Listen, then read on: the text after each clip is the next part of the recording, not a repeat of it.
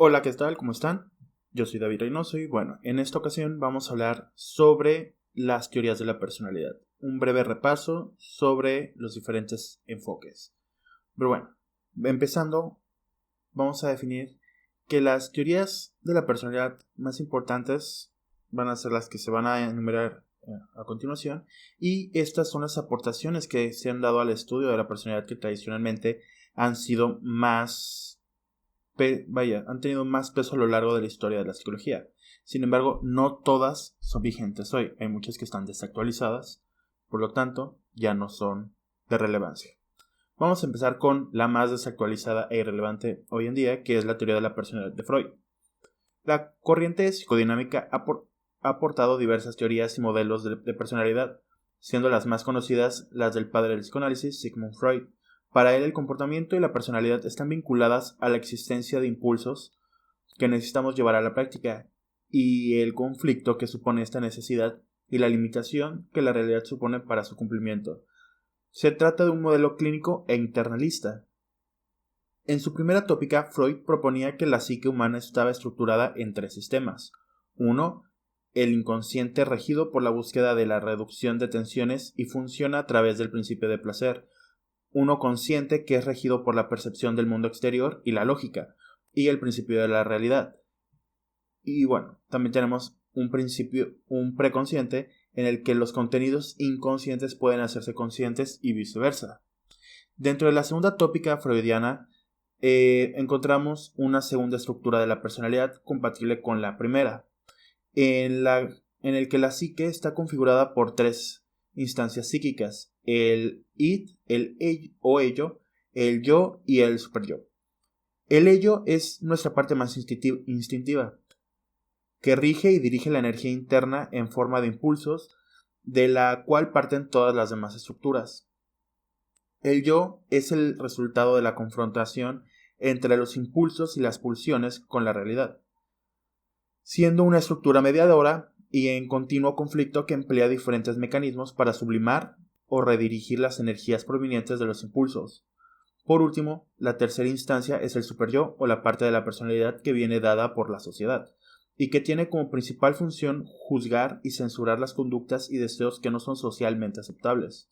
La personalidad se va construyendo a lo largo del desarrollo en diferentes fases, en base a los conflictos existentes entre las diferentes instancias y estructuras y los mecanismos de defensa aplicados para intentar resolverlos.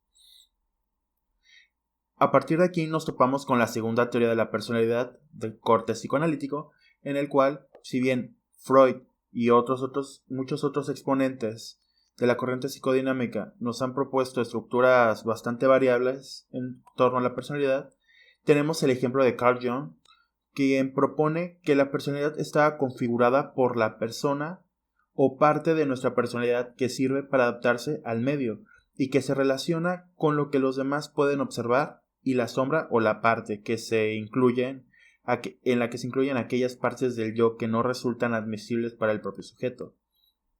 Asimismo, a partir de los arquetipos adquiridos por el inconsciente colectivo y los diferentes complejos que adoptamos en nuestro desarrollo hacia la identidad, se van generando diferentes tipos de personalidad en función de que las inquietudes se dirijan hacia el interior o exterior, si son más sensitivos o intuitivos, y si tienden a centrarse más en pensamiento o sentimiento, siendo pensar, sentir, intuir y percibir las principales funciones psicológicas. Ahora, saliendo del mundo del psicoanálisis y la psicodinamia, nos vamos adentrando ahora a la perspectiva humanista, en la cual vamos a iniciar con la teoría fenomenológica de Carl Rogers.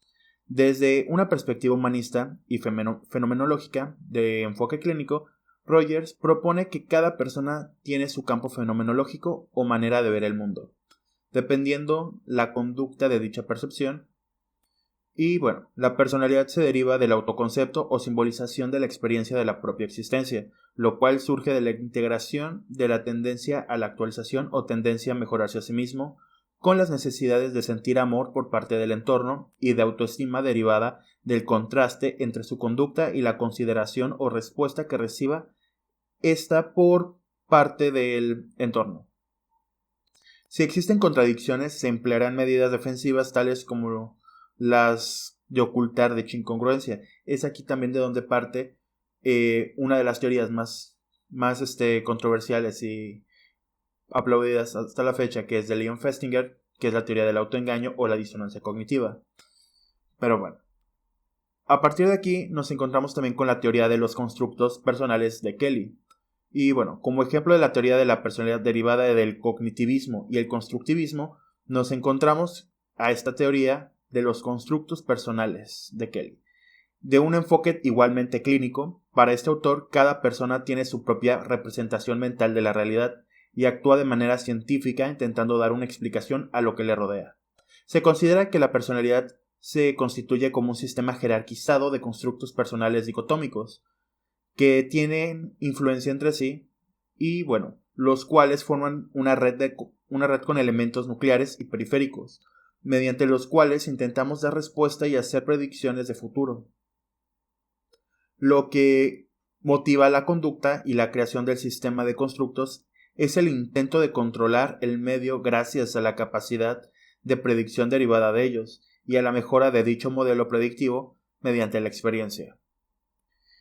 Partimos a nuestra quinta teoría, que es la teoría de la personalidad ideográfica de Allport.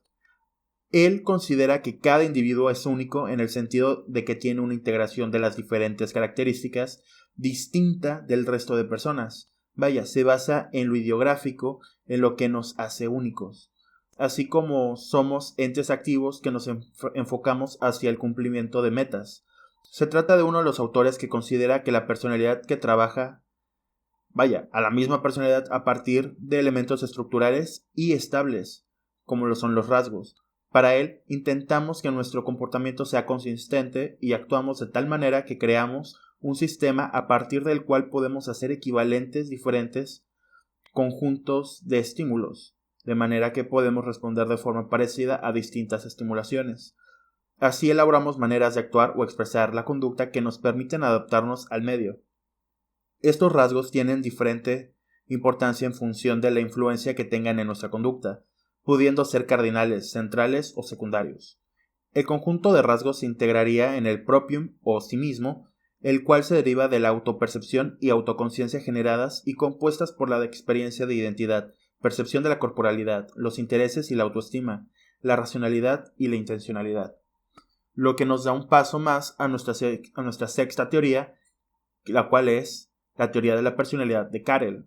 La teoría de la personalidad de Raymond Carrel es una de las más famosas y reconocidas teorías factoriales de la personalidad. Es de tipo estructuralista, correlacional e internalista, al igual que Allport, y partiendo del análisis del léxico, considera que la personalidad puede entenderse como función de un conjunto de rasgos, los cuales se entienden como la tendencia a reaccionar de determinada manera a la realidad. Estos rasgos pueden dividirse en temperamentales. Estos son los elementos que nos indican cómo se actúa. Tenemos a los rasgos dinámicos, que son la motivación de la conducta o actitud, y finalmente tenemos a los rasgos aptitudinales, que son las habilidades del sujeto para llevar a cabo la conducta. Los más relevantes son los temperamentales, de los cuales Carrel extraería los 16 factores primarios de la personalidad que se miden en el 16PF, que harían referencia a afectividad, inteligencia, estabilidad del yo, dominancia, impulsividad, atrevimiento, sensibilidad, suspicacia, convencionalismo, imaginación, astucia, rebeldía, autosuficiencia, aprehensión, autocontrol y tensión. La dinámica de la personalidad también depende de la motivación, encontrando diferentes componentes en forma de rasgos dinámicos o actitudes, entre los que se encuentran los ergios. Estos son la forma de actuar entre las estimulaciones concretas como el sexo o la agresión. Y también tenemos aquí mismo a los sentimientos. Ahora, continuando con el apartado de lo factorial, nos encontramos también con la teoría de la personalidad de Eysenck. Desde una posición internalista y factorial centrada en lo biológico, Eysenck genera una de las hipótesis explicativas de la personalidad más importantes desde un enfoque correlacional. Este autor genera el modelo Penn, el cual propone que las diferencias de personalidad se basan en elementos biológicos que permiten procesos como la motivación o la emoción.